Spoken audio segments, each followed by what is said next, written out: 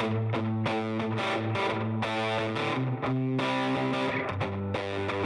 listening to the Cantina Cast, your home for thought-provoking Star Wars talk. Join Albert and Jonesy in breaking down the latest news, trailers, movies, and of course, your favorite characters from a galaxy far, far away.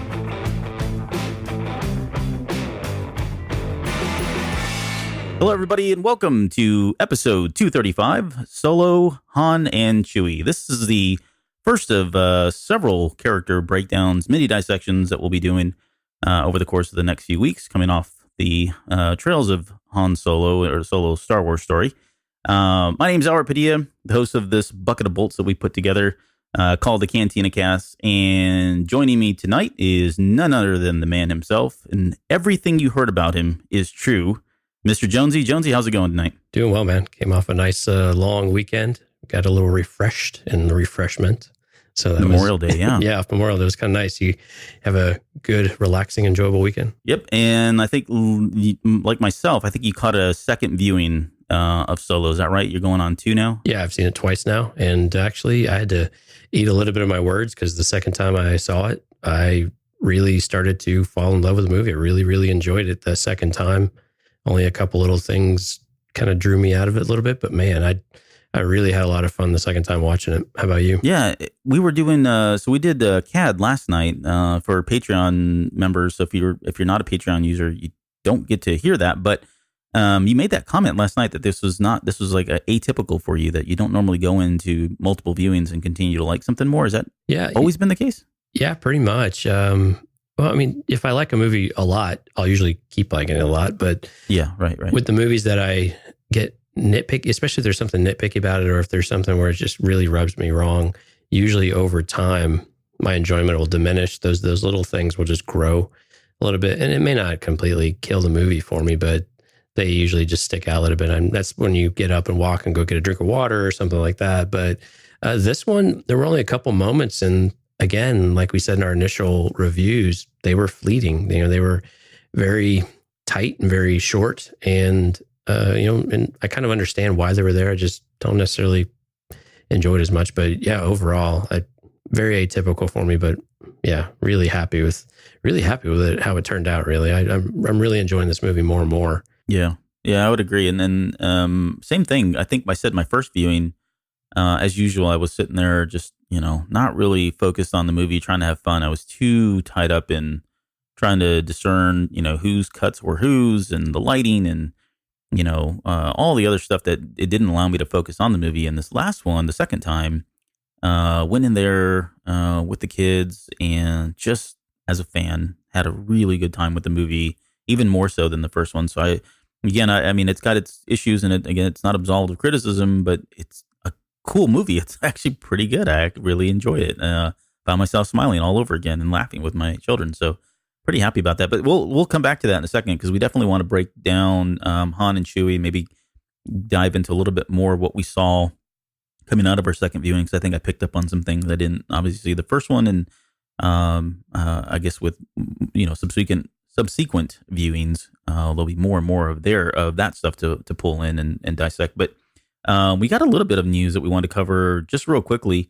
Let's start with the sales, right? It's the elephant in the room. Yeah, the box office numbers. Yeah. Box office, yeah. So, I think going into the show, we were, they were projecting initially based on the ticket sales. They were looking at 150, 160, somewhere around there. Yeah, as high as I think 170 at one point, something like that. Yep. And then we did our Prices Right guesses, and we're completely off. Yeah. Just overshot that one just a little bit. Just a bit outside. Yep. And that's okay. But so officially, it's pulled in $103 million over the Memorial Day weekend, which is well below what was expected, I guess, going into this initially. And I put this down and I said, $103 million, does it even matter right now? Is it really significant? Because there's been a lot of media coverage on this. I mean, all day today. If you just, and then this is on, we're on the 29th of May, Tuesday. But, as of this recording, if you go type in Solo and just click in Google and hit the news links, it is just page after page after page. Some reputable, some not. but everyone is, you see a lot of bomb and failures. Yeah, and Forbes used the word flop right in the title. Flop, yeah. I mean, and they're not pulling any punches whatsoever with this. And to be fair, yeah, I guess if you are expecting the thing to make 150, 170 million dollars or whatever the case is, and you come in at 103, I guess you could argue that it was not successful. Is it a bomb? Is it a flop? I don't know. Does it really even matter? Because I think we talked about this on CAD, and not to steal from that, but are they playing the long game here? Are they really is this just one cog in a larger kind of, puzzle that Disney has in mind? And if that really is the case, does it really matter that it made 103 million? Well, I think right now we shouldn't get too far ahead of ourselves, because we do have a couple more weeks where the runway is pretty clear. So how does the movie perform over the next couple of weeks? So the top brass are going to be looking at that pretty closely. I read a few articles that don't really feel like there's going to be any kind of sustainability to the movie, which I hope they're wrong, because when I was on social media, and some of the people that quote unquote boycotted it really had more of a delayed boycott. They wanted to, make their voice heard by not seeing it opening weekend, but they still intended to go, or they wanted to avoid the weekend. Whatever the reasons may be. But, this is one of those things where they definitely have the long game in mind. We know that they do, but with this type of performance, and again, we can't lose sight of the budget issues, right? That this movie, by all reports, seemed to have doubled its budget due to considerable reshoots, upwards of 70% of the movie. I think I read in one article. So so I mean, you have a way over budget movie to begin with. If you were able to take that out, then this movie is going to break even easier and probably make a little bit of money. Now, when you factor in marketing, everything, it's looking towards a loss, right? So the thing I'm curious about is, does this change the overall strategy for the spinoff movies in particular, and maybe the timing of when they do some of the movies, but also just, does this impact the ability of this movie to have a direct sequel or something relatable to it? And that's the part I'm not as certain about. I have a feeling that we'll probably get there eventually, but they're not in any rush to come back to some of these things, I don't think, especially as we start hearing, Kenobi and Boba Fett. And of course, episode 9 is just in the wings, but we've got 2 other trilogies to start, thinking about down the road too. Yeah. And I don't know. Yeah. All good points. And I don't think this diverts the path in any way. If anything, maybe they don't go down this route of, every 6 months. Maybe that's too aggressive. Maybe there is some fatigue there. I think they're going to try to chalk it up to that, whether that's legit or not. I think that's what I've heard. So maybe the timeline expands a little bit, blows up a little bit longer. But I don't know that this really diverts anything. Even if you can make the argument that the movie's, has its flaws and it's not that good of a movie. It's a fun movie, and, it's a Star Wars movie, or that there's fatigue, or that there's backlash. I don't know that a lot of that really is going to play into that. I think at the end of the day, I think they're going to stay on their path. They're going to continue to do what they want to with these movies, and knowing that, even though they maybe not, take a loss on this at some point, or they break even, whatever the case may be, again, they're playing that long game, and these are seeds for not only for Solo and some of the spinoff stories here, but just their whole strategy going forward in terms of how they want to handle the franchise. And so I think if you look at it from that perspective, I don't know that they're really that concerned, and I don't know that maybe we should be so concerned either that the movie didn't do 170 million. It did what it did. It was successful by, fan standards in terms of, the fun and the enjoyment that we got from it, and especially Alden and all the actors, which we'll talk about here in a minute. So I think they're okay. It's real easy to get caught up in all of the doom and gloom that we're seeing online, but and I think a lot of that will blow over. I just have more questions, right? So does it change at all the aggressiveness of these timelines? Because this was a pretty aggressive timeline to go and stay on target, within 6 months after a movie. But also, this was a relatively, we've used the word safe before. So does this change that outlook of what additional, or what kind of buttons are they willing to push, or how far are they willing to push the envelope on any of these movies to do really anything different? So does that change that way of thinking of what they're going to do creatively? I'd like to think no. I tend to agree with where you're at, Albert, in general, but it's just, these are the questions I have, and we don't always hear these answers. We definitely don't get them quickly. Lucasfilm and Disney are going to take their time. to sort through this. I did read an article. I've read a lot of articles apparently today. Read an article where like, Disney has already had one response, just casually behind the scenes. I think to they're going to try to figure out what's what didn't click or what just didn't quite go right, so they can learn from that. And that's the one thing I think Disney does pretty well. They do learn. Oh, yeah. They adapt. Yeah.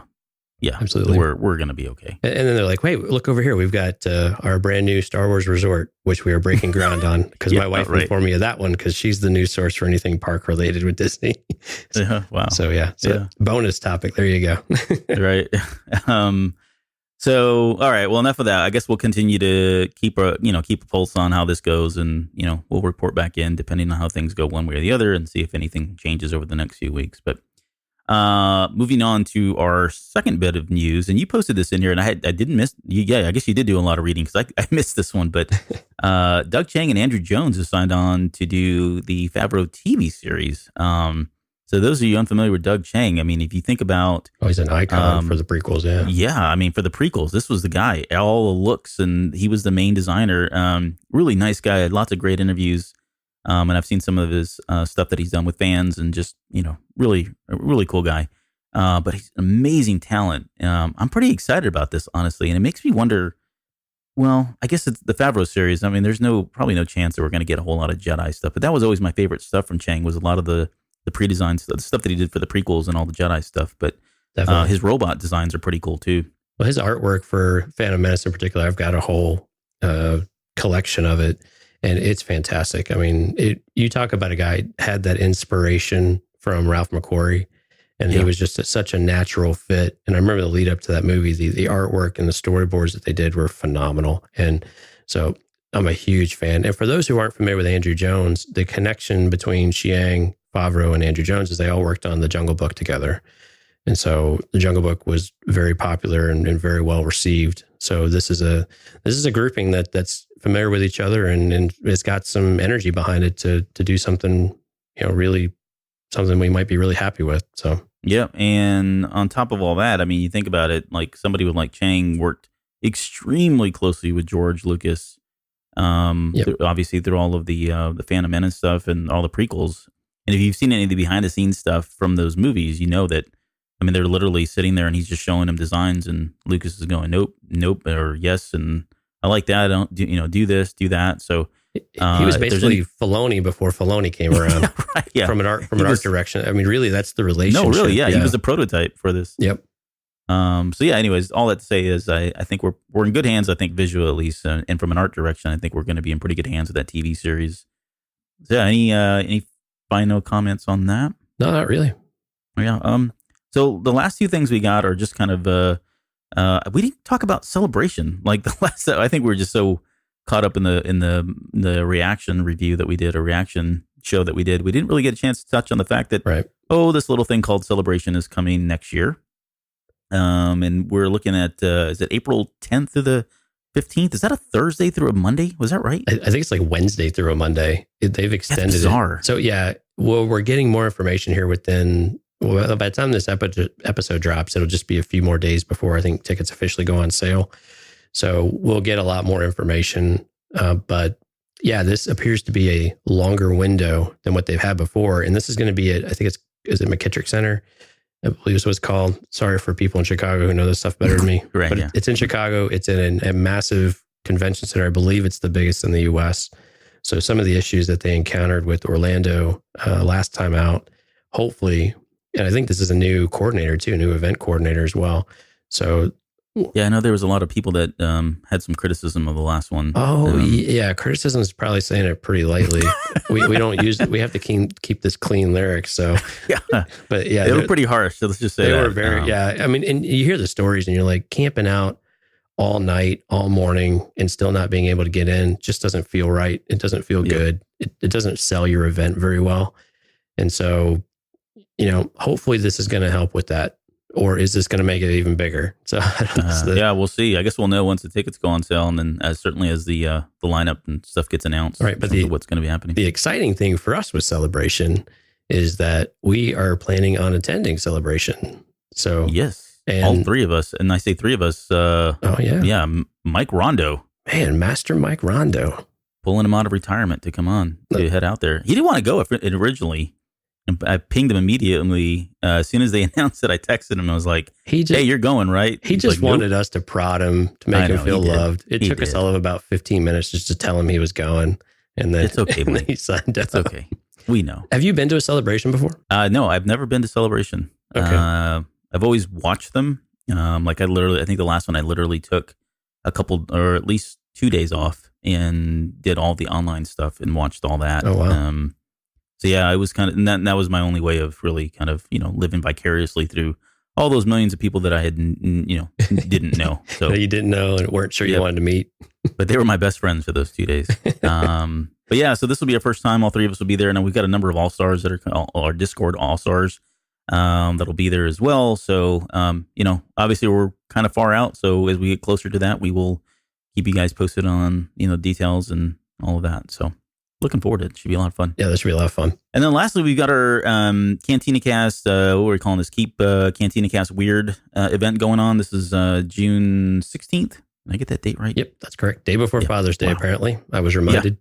Day before Father's Day. Should go over well with the wives. Yeah. So down here in Austin, if you guys are within the sound of my voice or in the vicinity of Austin or feel like just making the trek down here, we are planning to have some food and drinks before going to see Han Solo, and we'll see the movie and then finish up with maybe some food and drinks and maybe a little bit fun and camaraderie after that. So we've got a Sign Up Genius link. We're going to post that in the show notes for this episode and the episodes thereafter. I think we probably got maybe 2 more that we'll be able to get the link in there. Right. Look for some stuff on social media. You'll see some posts here very soon with that as well. But yeah, we'd love for you guys to come out and join us. I think there's I think we're calling like $12 to cover the cost of the ticket. We're not making anything on this really. Yeah, we're just covering the movie cost, and then the rest is just everyone on their own. But should be a good time. I'm going to drive out from Houston to meet up with you guys, so you can see Albert and my first embrace. Well, first embrace. Whoa! Better buy me a drink first, sailor. Light a candle. Light a candle.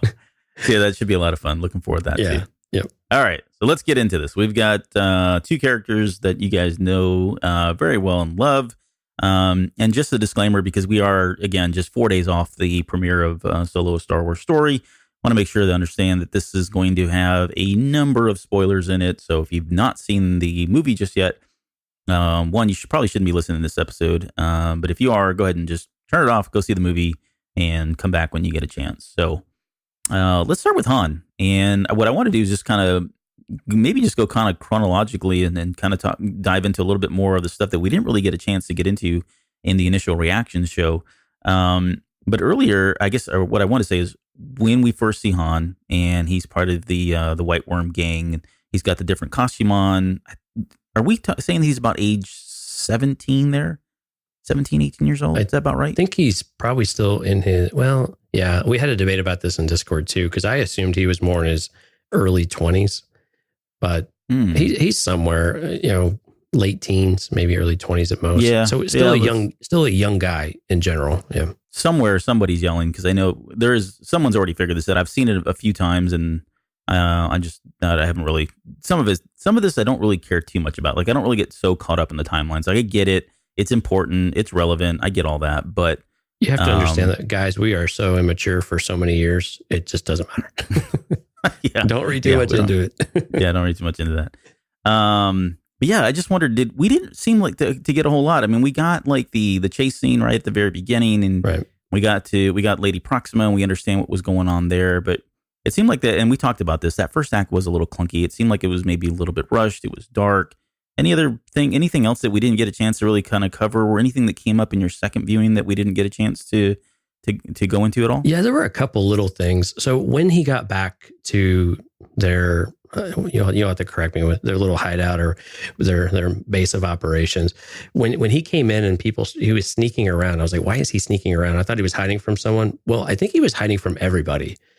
Because as soon as people saw him, you could hear these whispers, Han's back, and where's Han? What has he been doing? Those types of things. And it gave me the impression that even at an early age, Han had some leadership characteristics that he was inspiring others already. but he was still very much focused on his own interests and in his own inner circle. So specifically Kira and himself in this case, right? But that was something that I at least felt as I started hearing that, is why else would everybody be so interested in him and the excitement that he generated just by, coming back. And I don't know how long he had been gone for either. So maybe it was a big deal that he was back, but I kind of equate it back to that, especially for the younger ones, he was someone that they looked up to in a variety of ways, which of course we have seen time and time again as the saga has played out. Yeah. And I think some of that is the, and I'm forgetting the name right now, the young adult novel, which I haven't read. I think it's out officially. Yeah, I think it just came out as I got pinged on Audible about it.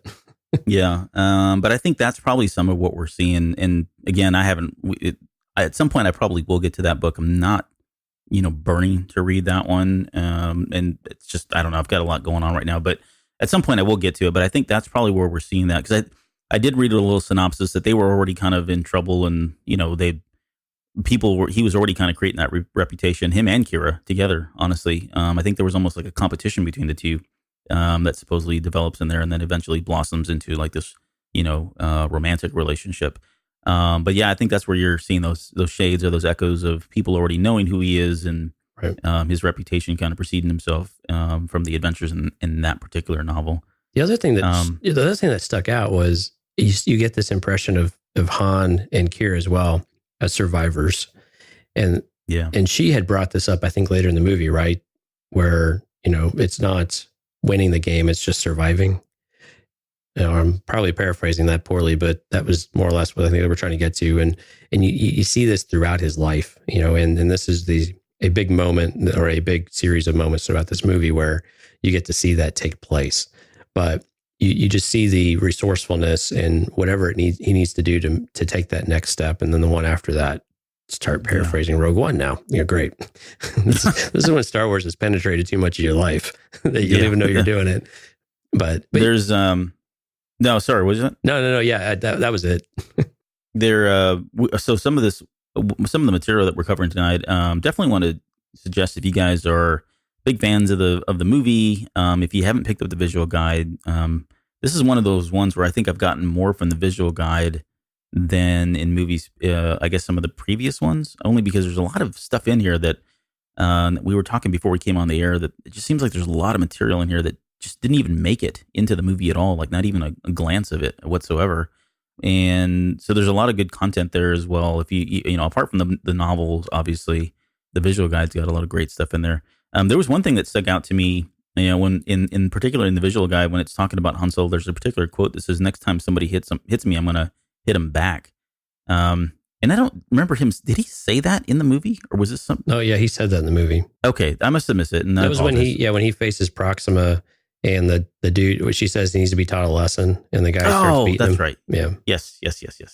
But yeah, it almost seems like I kind of got from that, at least, and now that the scene comes to mind, I think it just feels like he's been this punching bag, right? This kid that everyone's picked on, and he probably just hits his limit in a lot of different ways. But going back to Solo, I want to jump ahead just a little bit, because there's been a lot of controversy around his last name. Yeah. Even when it first came out, like on that Friday, it was one of the first articles it wasn't Maul. Obviously people were talking about Maul, don't get me wrong, but there was a lot of articles. It was probably 50-50 for a while there, where people were talking about critiquing not only Maul, but then critiquing his last name and the origins of his last name, and how whether or not that really, should have been how he got it, or did it do anything to, Ben Solo's legacy right down the road, or the Solo legacy, and Leia's last name, and she took it, and all this stuff. And did you get anything from that? I mean, was that something that bothered you? The fact that his origin didn't, his name really wasn't Solo, and it was just given to him, bestowed upon him by just some Imperial, because of, he said that he didn't have a family, didn't have anybody there. It didn't bother me that much. It was, I could have taken it or leaving it if they would have just had his last name already there. I thought that would have been fine too. Someone giving it to him randomly, I mean, at least it somewhat made sense of how they came up with it. Although I guess they don't necessarily speak Spanish in the Empire, but okay.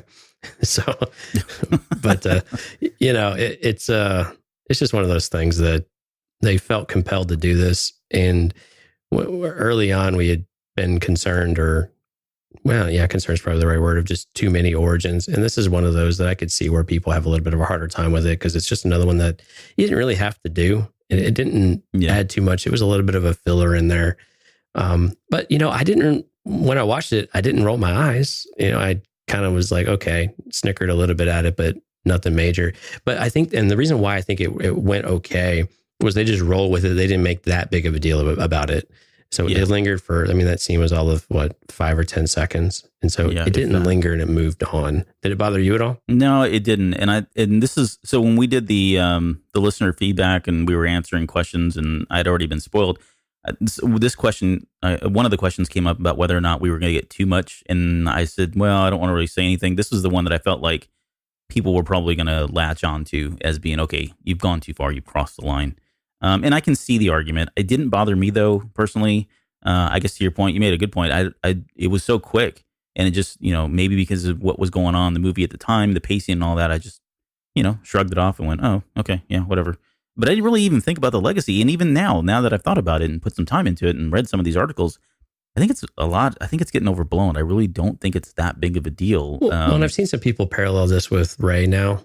Yeah, no, exactly. I was about to go there. Yeah, and I don't, until we know the rest of Rey's story, we don't know if that means anything either. And there was, I don't know. I don't want to open up the whole Rey's parental lineage again, but I get why people see that similarity. But at the same time, I think those are fun connections to make, but I'm not going to go ahead and read into them now that they're anything more than they are, because really all we have is just a piped up theory that, they're both coincidental, or at worst coincidental. Or I don't know, I guess how worse, it depends on how you view this whole thing. But do you, I don't know, how do you feel about that comparison? Yeah, I think it's too early to say. And I think there's another one. And you, maybe if you can answer this for me, because at one point in the movie, did they not mention, again, back to the White Worm gang, that whole thing that was going on, but didn't they say something about their portions, that they were working for portions or something like that? Yeah, they did. Yeah, so I thought I heard it. I didn't hear it the first time. It was one of the kids. Yeah, one of the kids when they were doing an intro that, Proxima will give, I don't know, a quarter portion or a full portion or something for, and then the other kids are good ways like, no, I'm going to get that portion now or something like that. Basically stealing from thieves. Right. So yeah, don't, calm down. I'm not saying that this is, his daughter or anything like that, but I just thought it was interesting. It was an interesting parallel. And I don't know if that was intentional or not that they did that. This just could be the way, society is in the slums. And that did jump out to me when I saw it the first time as well. And after I had a few minutes to think about it, I was like, you know what, this is probably how these, really oppressed gangs really do this to these kids, right? They give them just enough to survive, and they make them fight over the scraps. So what incentivizes them to go out and steal more? Well, food, right? Food, yeah. So, survival. And that's universal. Yeah, survival, that's universal. So, and that was no different for Rey. But again, these are universal concepts for the most part. So that they call it a portion, and then on Jakku, they call it a portion. I'm not going to put much stock into that. Yeah. I mean, I think the only thing that I would say I would put stock in is at some point I'd like to think that, maybe, when they were in hyperspace, heading over to see Maz, at some point, Rey, shares with Han her background, and that kind of gives him a soft spot, and, saying, hey, that, he sees that as him. And so you're saying we need a new Maz story. All right. We'll get to that. We'll get to that in a second, because I was going to talk about who are we going to see in the upcoming movies for Han, but spoiler alert. It's going to happen. Yeah, I think it's going to have to happen. All right. So enough about the name, the military background. Did we see anything? I posed this question about the military background, his experience. I know it was kind of short lived.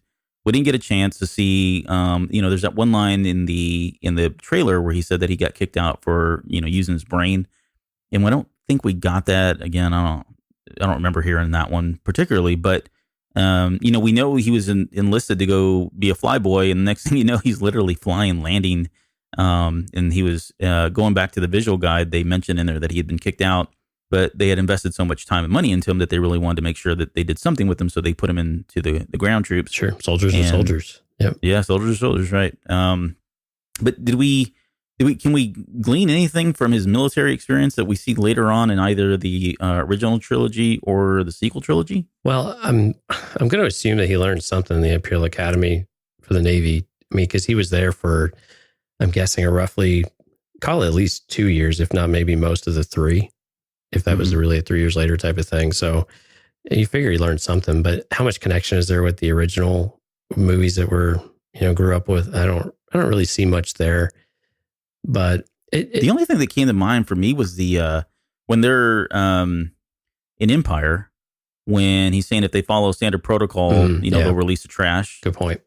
Yeah, that was the only one that that came up immediately for me when I guess in just thinking about this, but yeah, I don't know that there was a whole lot there. Maybe the fact that he recognizes the different types of cruisers and he knows their weaknesses. Maybe he knows exactly where the soft spots are to land. So. Again, in Empire, when he uses the claw and latches on to the Imperial Star Destroyer, maybe that's some of the background knowledge that he got. Sure. Now, you were going to say something else. Is there something else you came up with? Not really. But we do, we see his familiarity. So he drives the AT hauler without much problem. And so, yeah, we assume that he's familiar with all Imperial protocol in general, because we've seen, even when they penetrated the Death Star, right? So what's the best way to get in, or just how do you adapt to that environment a little bit? Although he's still cocky and shooting everything, but you still see a little bit of that. So you assume that all that knowledge is still stored away and he can able to draw on it whenever he needs to. But I liked kind of how they did the military. You didn't have to go all the way in and see all of that experience and see him flunk out, because then you start bordering if we're just showing all the motions of his life. And I think it was a good time jump for us to do that. But the well, I was going to say, going back to like the Mimban stuff, we kind of talked about this too recently.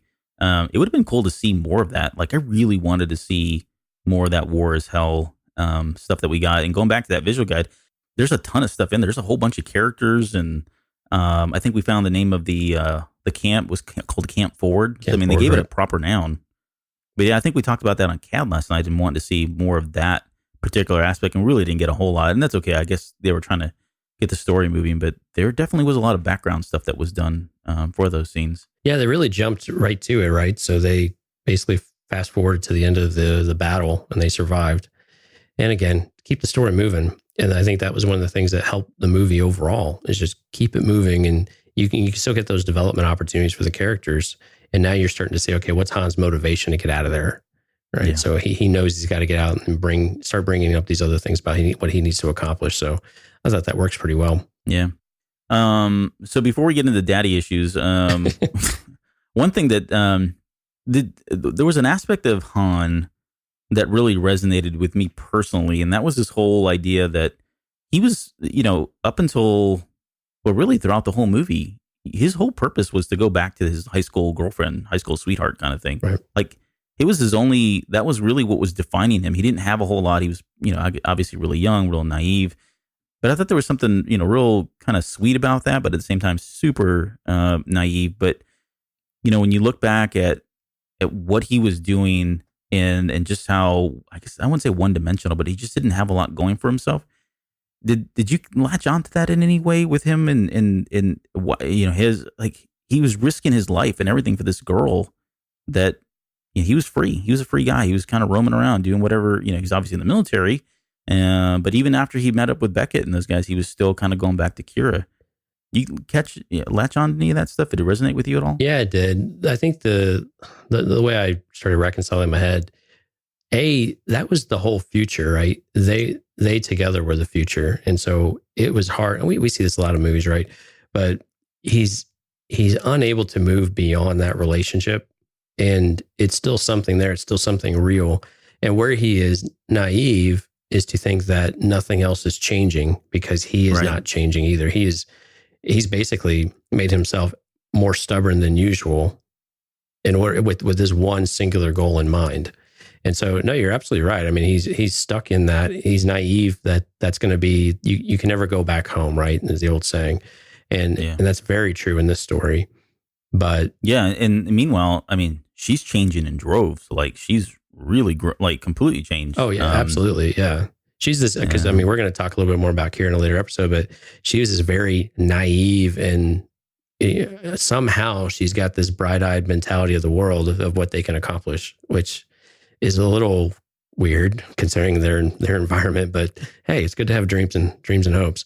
But yeah, and he's more the realist out of it, but he's also the get it done kind of person too, and figure out a way.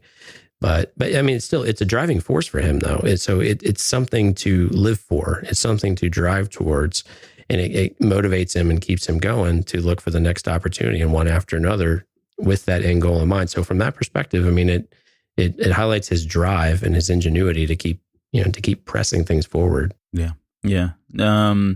All right, so let's talk daddy issues. So when The Force Awakens came out, I think Han, rightfully, wrongfully, I don't know, it's up. You can decide how you want to take that. But he took a lot of flack, I thought, initially when we started getting wind that he really wasn't around. I'm not gonna say he wasn't. I've heard people say he was a deadbeat dad. Right. I think even on this show they may have gone that far to call him that.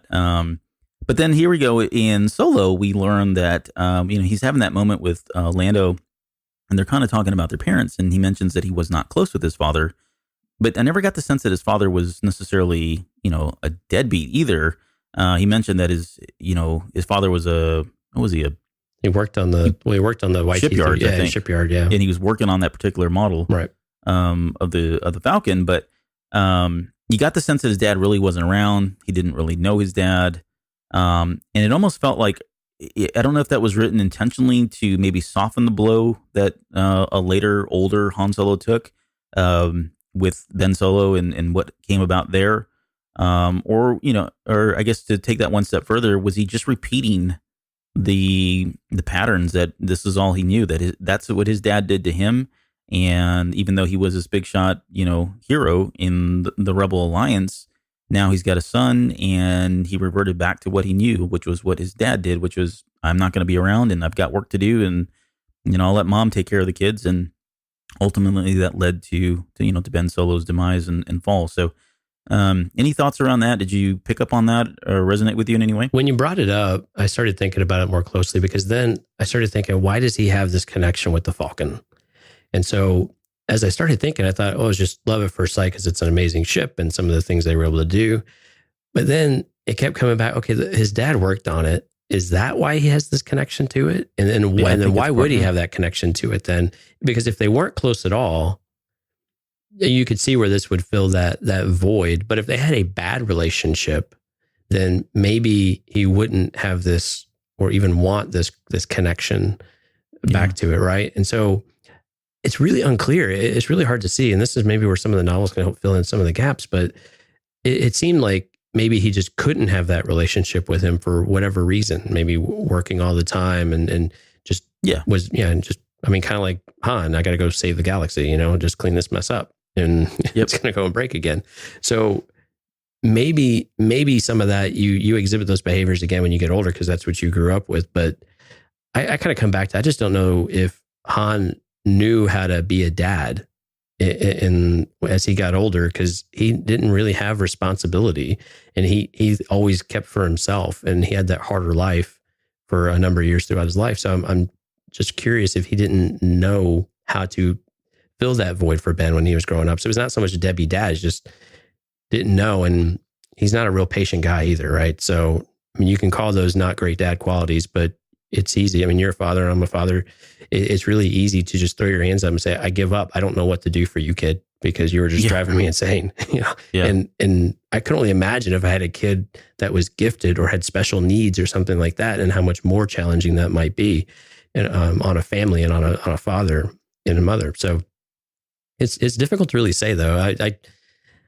There's probably something in there, but we just don't have quite enough to really figure it out. So it's just more speculating. Yeah. I mean, I guess I walked away, just on a personal note, I think I walked away after that little scene thinking, okay, yeah, I mean, as a father, there's no manual, right? You don't go to school, no one teaches you this stuff, but you do fall back on your personal experiences, and, you immediately go to what your father was like, and you think about what he did and what he didn't do. And at some point, you are your own person, and you've got to make the decision about, hey, I don't like the fact that this happened to me as a kid, and I'm going to do this differently as a father for my children. Or I enjoyed these aspects of my father, and I want to make sure that I pass those on to my children as well.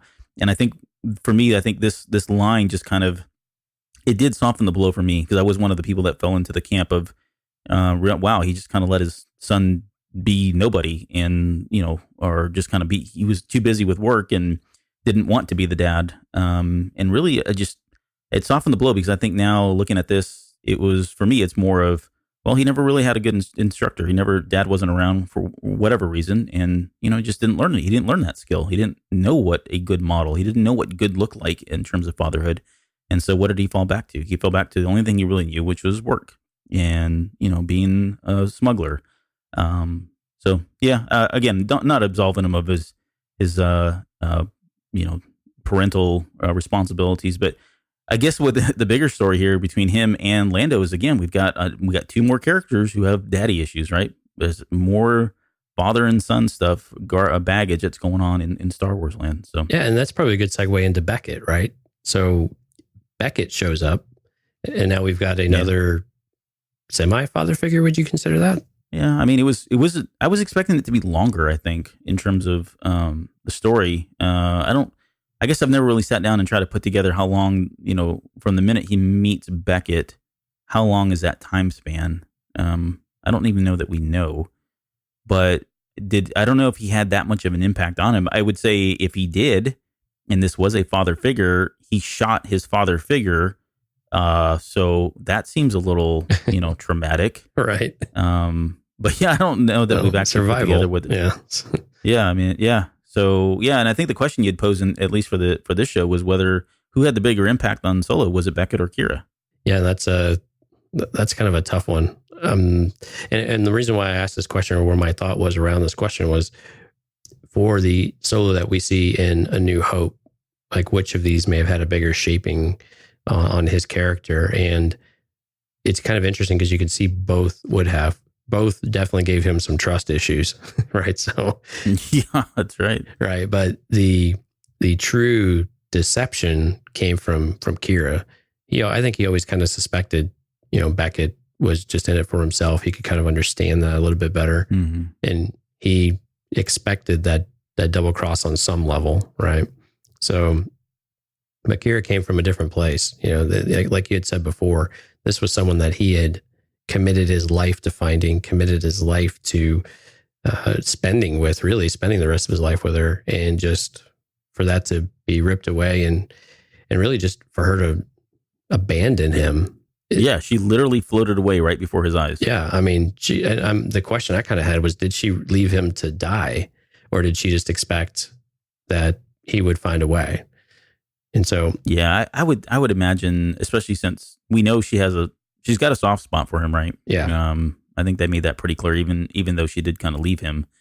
But I don't know that she left him for dead. I think she just realized she's got Chewie with him, and Right. Emphas Nest was there and all that. He was probably going to get by, but she had other duties and other people to report to. So, and I think for Kira, so going back to the question about who had the bigger impact, I would say it's probably going to be Kira, only because she's still out there, and we know there's probably more story to be told. Right. And I have a feeling that it's probably going to get worse before it gets better with Kira. That's just my thought, because it did seem like, okay, yeah, she's leaving him, and she didn't really betray him per se, but she, sent him out there, and she ended up leaving, and probably never thought about looking back. But I have a feeling that their paths do cross again. It's probably going to get worse, and there's probably going to be something there that really is kind of cold. And she gave him a valuable lesson, right? It's not, the object of the game is not to win; it's to stay in it as long as you can. mm-hmm. Right. So do whatever you have to do to survive. And that's the thing I think that we see pervasively throughout every console. Even when we look back to the expanded universe, we see a lot of that still, just the will to survive, the will to create an opportunity and find a way out. Even when you get into your darkest days, you crawl out of it because you find another reason to just push on and then to survive. Yeah.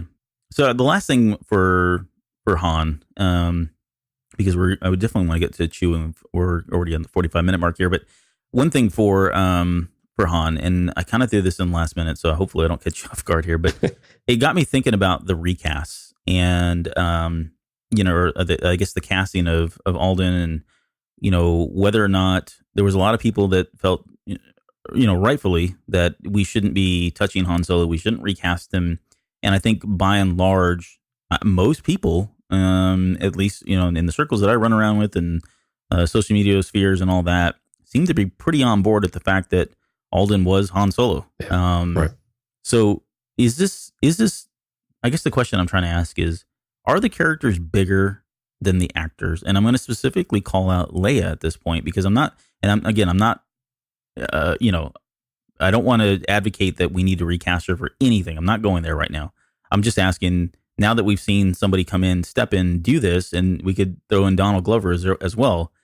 But are the characters bigger than the actors or actresses? So I think generally the answer is maybe a yes. But I'm going to throw a huge caveat on that. This works because you're going back in time. We cannot reverse time for the actors that we grew up with and that we love and that we've seen on screen for so long. But when we go back in time, we have this opportunity to see them in a different stage of their life. We get to see different ways of portraying that character, and our ability to accept and believe that is much easier than it is to see them in the more of the twilight years. So having someone step in for Carrie Fisher now for episode 9 is very, very difficult compared to if we wanted to do a story back to cover one of the books that just recently came out, or to engage with a Leia more in a Rebels time frame or something like that, right? Mm-hmm. That is way easier to do those than it is in these twilight years. The other interesting one now that we're starting to flirt with the between timelines or between A New Hope and Empire Strikes Back, some of the comics have done some of this. So if we ever do something on screen, then you get into a really interesting one of, are we far enough removed to where if we were to see one of these characters be recast, that would be okay? And that is a much more difficult conversation to have, because then you're going to be like, oh, I got to go watch A New Hope and they got to be looking the same way and things like that. Yeah. Whereas we can be a little forgiving if we say, well, we've shaved off 10 or 15 years of their life, and gone back in time. So what do you think though? Yeah, I'm probably on this, probably on the same chord. I don't think I think this is a safer approach that they go years before. It's easier to explain some things off and not really stay focused on it. I think Alden and Glover, for what they did, I think probably lessens the blow and makes me a little bit more open to the idea even later on. And I'm just being candid right now. I've never really been that sold on the fact that Leia couldn't be recast in 9 or anything else. And I know that sounds super controversial, and I'm not trying to do it just for, kicks or anything. But I always felt like the characters were larger. Like I always liked Princess Leia, the character. I didn't, right. And I've always liked Han Solo, the character, and Luke Skywalker. And yes, I know the actors and actresses are the ones behind it, and a lot of times they're one and the same. But I think back to James Bond and some of these other characters just throughout comics and novels and movies, and I've always felt like those were always they were bigger than the actors and actresses, and it's always been easier for me to accept that, okay, this is the new Han Solo, this is the new Princess Leia, this is the new Luke Skywalker, and just kind of roll with it and thinking that, okay, this is all just one big story. And the actors themselves become a little bit opaque or translucent, if that makes sense. So you have alternatives too, right? So we've seen Leia come up in the cartoons. So you have other mediums that you can explore these characters where it doesn't necessarily have to be a live action movie. And you can still, if you have a story to tell, you can still do it in some of those mediums. And that's less jarring because you can still get the visual aspect of it. And then you can have a phenomenal voice actor come in and maybe not completely sound like them, but you get that tone, you get the cadence, you get those things right that still make it feel like the character and can still be very engaging in the character level. But you still have the visual that you remember of what you think the character should look like. Because you have so many reference points for that type of thing to draw the character in a certain way within the style you want to do. So you don't necessarily have to do those in a live action setting if you wanted to play a little more safe, which we've seen them do already. And I think we even had it with Mark Hamill on Forces of Destiny. So now I understand some of his specific voice acting was a little different or jarring because of a younger character, but it's kind of older sounding. So that's a little different, but yeah. And I did watch that episode. Did you have that experience with it? Sort of. Like there was moment, and like we're really off topic here, but No, it's okay. Just real quick. So the Forces of Destiny episode where it's him on Dagobah with Yoda, and there are moments where he sounds like Luke from Empire, circa 80. And then there's other moments where it's like, oh, it's Luke from The Last Jedi. And it's a little it throws you off just a little bit. Like he definitely can hear the fact that he's older. But again, he's almost trying to sound a little bit younger. And don't get me wrong, I'm not dissing Mark Hamill's voice acting talents by any means. The guy's amazing.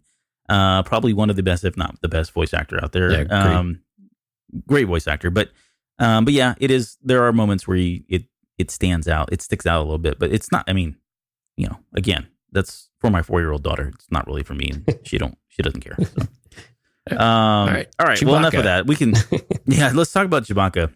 So the first question we threw out there was, is this the Chewbacca that we know and love? Is it the one that is there anything different about him? And I'm just going to take a real quick shot at this and just say that I think it is, because really he's 190 years old in this one. And he's not far. I mean, he's relatively speaking, I don't know if he's going to mature a whole lot more in the next 10 years, when we see him in A New Hope. So I think it is pretty much him. I don't know that, and we got little bits and pieces of the loyalness that he's got, the compassion that he has, the humor, his temper tantrums, his angriness, and we got all of that stuff. It was all, one right after another in this movie. But I would say that, yeah, he is pretty much the same kind of character, just a little bit maybe more reserved given what he just came off of. Yeah, I was curious where he would have come from and then where he was running to when he was trying to escape. Like, what was his plan? And I don't know if the visual guide gave any indication on either one of those fronts. Well, I mean, yeah. So let's talk about the Beast, right? Which was very reminiscent of like the Rancor. But I thought of the Rancor, and then I also thought of the scene where in Empire, when Han gets thrown into that little holding chamber, and he hears the roar. Cinematically, very similar style. Very similar, yeah. It was kind of a cool throwback there. But yeah, the Beast, according to the visual guide, it says the betrayal by a greedy bounty hunter has landed Chewbacca at Imperial custody at Mimban. So he gets put at the Camp Forward, and he's just kind of being held down there by a greedy bounty hunter. So, and one of the questions I put in there also, just to speak about Chewbacca real quick, is any guesses as to who the greedy bounty hunter could possibly be, and whether or not that'd be somebody that would pop up later in one of the upcoming movies? I'm going to go on a limb and say not Aura Singh. Hopefully it's not too soon. That's pretty safe. Jango Fett, not Jango Fett. Yeah, not Jango. This is one of these interesting things of, you could say, is this Boba? Is this the way that Boba slips in kind of under the radar in a very, I don't even know. I mean, I don't know how this ancillary material that you can rewrite some of these things into it, but there are so many other bounty hunters out there that were really great. Like Cad Bane is still out there, right? Yeah. Yeah. So, I mean, Cad Bane was a fantastic bounty hunter in the Clone Wars. And so those are some really entertaining shows and really great character development for him over time. So I honestly, I don't know though. I think this is a way for them to slip Boba in there if they really wanted to, though. Yeah. I mean, they could slip, Boba, Forlom, IG-88, Jodo Cast. I'm going to go with Jodo Cast because he's like the poor man's Boba Fett. But what's interesting is what was Chewie doing with him? So if the bounty hunter betrayed him, and this is the part I got a little flavor for in the movie of like, what were you up to, Chewbacca? We didn't have a talk. Well, there is something in the visual guide that kind of alludes to it. So it says, Wookiees from the forest world of Kashyyyk have been rounded up by the Empire to use as slave labor. Tribes are broken apart as Wookiees are taken to distant star systems far from their homeworld. Chewie has escaped this fate, but is now a fugitive looking for his scattered people. Oh, okay. And then says in the process, he has once again found himself a prisoner of the Empire. So, and that's really all they do. I mean, so they kind of allude to the fact that he is looking for his people that have been scattered around. So I don't know if he's like this freedom fighter that's going around and, right. So this is kind of more or less in line with what we've grown up with Chewbacca and his backstory. Yeah. In a roundabout way, yeah, exactly. They've kind of taken a little twist to it or a little turn to it, but pretty much the same, I guess. The other thing is, as far as we talked about you had asked about the life debt and whether or not is this the infamous life debt that we've all known from Legends, right? Because he freed him. Right, we had a couple of moments that I guess could qualify for it, right? So we had the so we had the initial one. Yeah, the escape from Mimban from the prison, and then we also had saving him on the train on Vandor, right? Train, yeah. And were there any others that would have qualified? I guess that's probably, the other thing. Well, when they're escaping from Kessel, he did help him out. At least, he supported him going and helping his people too, right? So he tossed him the weapon. Hey, you might need this. No, that doesn't constitute a life debt, but you start to see that potential loyalty and that kinship between them, to where Han understands him, and you could see where you could start to draw loyalty lines and like, okay, there's something more to this kid than maybe what I initially thought. Yeah. And I wondered, like, so going just really quickly to that part where, Han, I guess Han really seemed like, this is it. Our journey ends here. Here's this weapon. Take it. Good luck to you, kind of thing. And that was a little weird because I couldn't tell. And maybe I want to go back and just watch this again. But I couldn't tell if that was really Han being sincere, like, hey, this really is it, or was he just messing with them, or was there something that happened or transpired between the two of them? You got the sense that at least that Chewbacca didn't make it known that there was a life debt now between the two, whether it was from, saving his life on the train or freeing him from the prison. But he seemed pretty sincere, like, hey, this is it, buddy. Take it. Thanks for everything and good luck to you.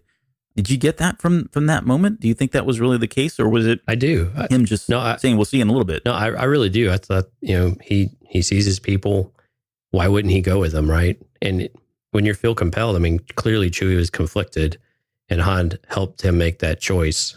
So I think Han was perfectly, while he may have been disappointed of losing something that was starting to develop into a partnership, I think he was fully ready to just say, you know what, that's his path. He needs to follow his path. I've got my path. Yeah. So, or maybe it was one of those things where if you truly love something, let it go, and if it comes back, but it's that conviction, right? So it's that conviction. So Han had this conviction to find Kira for years and years. So Chewie's want to freeing his people in that conviction. Han understands the slavery aspect of it, and so he wouldn't be one to support him standing by. And we saw that later on in the Aftermath novels too, where Han finally commits to freeing the people of Kashyyyk once and for all. Yeah, right. Yeah. So it was a nice connection, like actually kind of back to the modern sequel trilogy, and then that era, or the post Jedi era, back with this movie, which I thought that was a really nice connection, where we finally, he eventually commits to doing it with Chewbacca. Far too long has this thing gone on, but we see it all the way back to there, so we know how much it means to Chewbacca, and he saw it firsthand, the pain that it kind of brought to him. And a tribute to Jonas, the acting within the suit is not easy, and he did a great job. He really captured all the mannerisms. Yeah, I would agree too. Like there's moments, it's spooky, like just everything about the way he walks and his movements and the posture when he throws his shoulders back sometimes, right. And all of it was like pretty spot on. So he's definitely channeling Mayhew there. But that was a great moment. I really enjoyed the moment. I'm glad you brought it up. That was a really great moment between the two of them. That just this understanding, this connection between them, that they get it. Both of them get it. Well, and that was kind of really just the last thing, because and I don't know if we're doing Chewbacca justice, and if we aren't, let us know, and we can probably spend a whole lot more time on Chewbacca. But yeah, part of this, folks, is we probably need to see the movie another third or fourth time to continue capturing some of this. It's a lot to take in and try to remember. Yeah, exactly. We're gonna do the Blu-ray special edition when we get there. Right, where we'll break it down. But one of the things, so they've obviously have this bond, and it's from the very beginning. It was almost weird that Chewbacca was able to trust Han in that moment. And you gotta attribute to the fact that, he was speaking Shuriwook, right? Right. Like, so rare. That would be the only, and so, and the question I really had on here was that really just a kind of immediate props, from Chewbacca's perspective, that, because, you go look at, the history of this language, right? The Wookiees, and they've got like 3 dialects, but there's very few people that can actually speak this, and they make it very clear. I think I think Leia at one point was able to understand a Wookiee because I don't remember what book this was, but that Wookiee had like a speech impediment, right? Right. But they make it very clear in a lot of different media formats that this is not something anyone just picks up, Dragon Translator and starts picking up on Rosetta Stone or whatever. They can't do that. This is the Wookiees speak this way because of the way they're the You have to biology be taught is. by a Wookiee. Yeah. Yeah. Basically. And so the question I had was really about, was this something that really helped Chewbacca? And it's probably a no-brainer kind of question, but was this something that really helped Han and Chewbacca establish that initial, friendship or companionship, or at least Chewbacca as the beast? Was this something that allowed him to say, okay, wait a minute, this guy's different, and there's something about him, given the fact that he can speak, my native tongue kind of thing? Yeah, and this is something that I've actually witnessed in person. I mean, not Chewie, but when you see people of a common culture come together and they are able to speak their language, you see this connection almost instantaneously, where they're in their comfort zone, and there's just something there. And how I translate this back to the Wookiees is I think some of this, I'm wondering if the Wookiees really don't share this all that willingly, or maybe not willingly, but often. It doesn't happen often. So for this scenario to be there for Han to even learn it and to be patient enough to learn it, because this sounds like a very, very difficult language to learn, that there is something to that, to where Chewie, it made him stop and pause. Like, okay, where would this guy have learned this? How would he have actually done this? And then he's a little bit silly sounding, and that's a little bit amusing too, right? So, yeah. which at least in my head, I can see Chewbacca kind of getting a chuckle out of the whole time if he wasn't 3 days starving. But that's kind of where I landed on. It was he had to have, there's something to this guy, and we see that, like, there's just something more and more and more to Han Solo every single time that Chewbacca turns his head and looks at him. And this was that very first moment of, stop. What? Why are you talking to me in this language? Yeah, how are you talking to me? And that was, and where there's probably 100 questions going through his mind, so where it just stopped him in his shoes, so to speak. Well, this is really kind of, now I'm getting kind of trivial here, but now that we know a little bit more about Han Solo's background, because the fact that he was able to understand Chewbacca from episode 4, right, from the moment we met the two characters initially a long time ago, I always wondered where he learned to understand this language, because he doesn't speak it, obviously, but that we know of. He probably knows some words. I think he does say a couple words now I say that. But anyways, he understands it. But knowing what we know about his background now, so his dad was kind of like this, blue collar worker, really wasn't around. He was a scrum rat running around on the streets. But at some point, he had to have had some kind of connection with the Wookiee, right? And I don't know that we get the answer, and I don't need to know the answer, but it just was interesting that we have gone all these years knowing that he could understand it, and he immediately just speaks in this movie in that opening scene with Chewbacca. But I guess the plot thickens. Well, I'm so curious as to where he would have picked all that up. So if we want to draw from the EU for a minute, we didn't put the EU spoiler clause on, or not spoiler clause, but the disclaimer on this thing. Like, Han learned it from I think it was a Wookiee chef or something like that he come down to Corellia, and he had just spent time with him and just taught him it over time. So maybe not that specific type of thing, but you're right. On Corellia, where you have a lot of activity, you have ship movements, you have presumably potentially Wookiee slave labor and some other things, that he might have crossed paths with one and started forming a relationship with one. Now, granted, I'm assuming that Han has likely never left Corellia. I don't know if they actually confirmed that, but it sure seemed like he was pretty much Corellia bound most of his life. Yeah. So clearly a Wookiee would have had to cross his path for an extended period of time, I'm assuming, as well. Right, because it's not just something you pick up. I mean, this is like, again, it's a known difficult, like a very difficult language, and known to be difficult in the Star Wars universe. Right. So. Well, I mean, maybe there was one inside inside this White Worms group too, and now they're not there. Yeah, maybe we'll get that in that young adult novel, or which I haven't read, or maybe a comic book or something else. But yeah, maybe. I mean, this is one of those things it wouldn't be surprising to see them explore at some point, like where Han learned to, even if it was just in a panel or two in a comic book. The comics seem to grab these things from time to time. So I think with that, we probably are going to end it here. I guess any final thoughts on Han, Chewie, Alden, Jonas? My name is Jonas. Anything there? Or the relationship between the two? This was just a lot of fun. The Han and Chewie dynamic in this movie is, I mean, I don't want to take away from any of the other relationships or interactions they have, but let's just be honest. This is what people went into the theater wanting to see, and we got it. And we got a great Han story here of maturing and getting us some of that backfill that we didn't really think we wanted, but we really kind of enjoyed.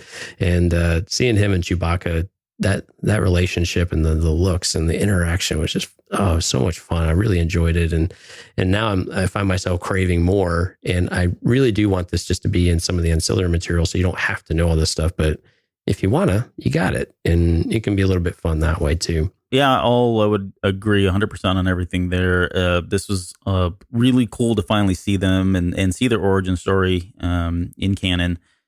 I really, the best moment for me between Han and Chewie is bar none when he sits in that co-pilot seat and starts flicking switches and Han's just looking at him. I mean, that's the part that I literally got chills in, and I don't normally get that way around movies, especially even like Star Wars movies. I really don't get too emotional about stuff like that. But that was just one of those moments where at that point, I was just so invested in the moment, in that scene, in the characters of Han and Chewie. All that was gone.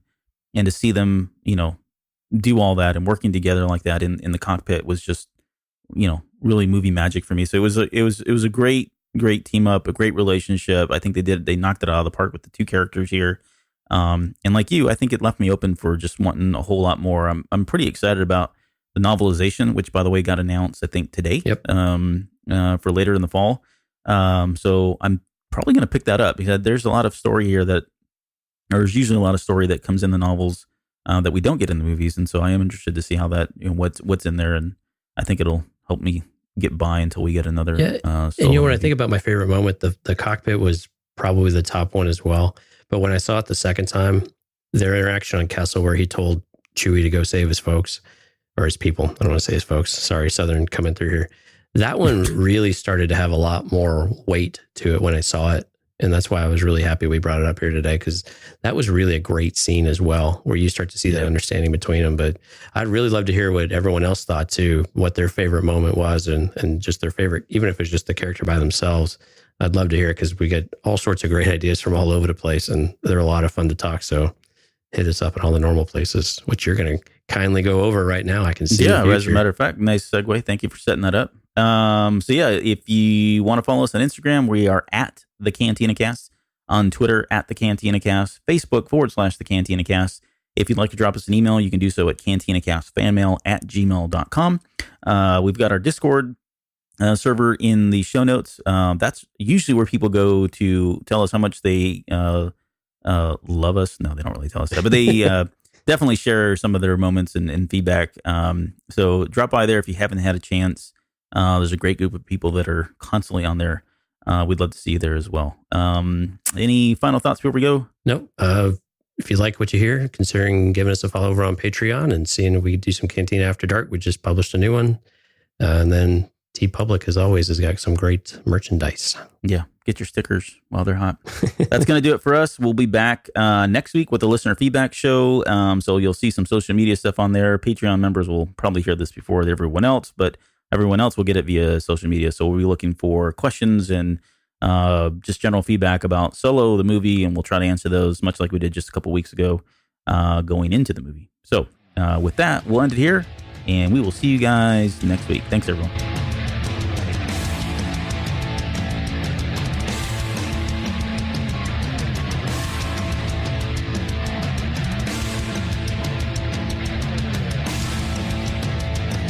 You're still listening? Wow, that's amazing. Well, I'm here to give you the disclaimer. Normally we do a big, long, drawn-out disclaimer thing saying what's what and who's what and all that other stuff, but I think you guys kind of know that Lucasfilm and Disney have no affiliation with us at all, and we have none with them. We talk about Star Wars, which is their property and all that other good, fun stuff, but I think you can tell which is our stuff and which is their stuff. If you can't, well, then send a lawyer to send an email to me, and I'll be glad to chat with them. Other than that, you know what's what, so that's your disclaimer.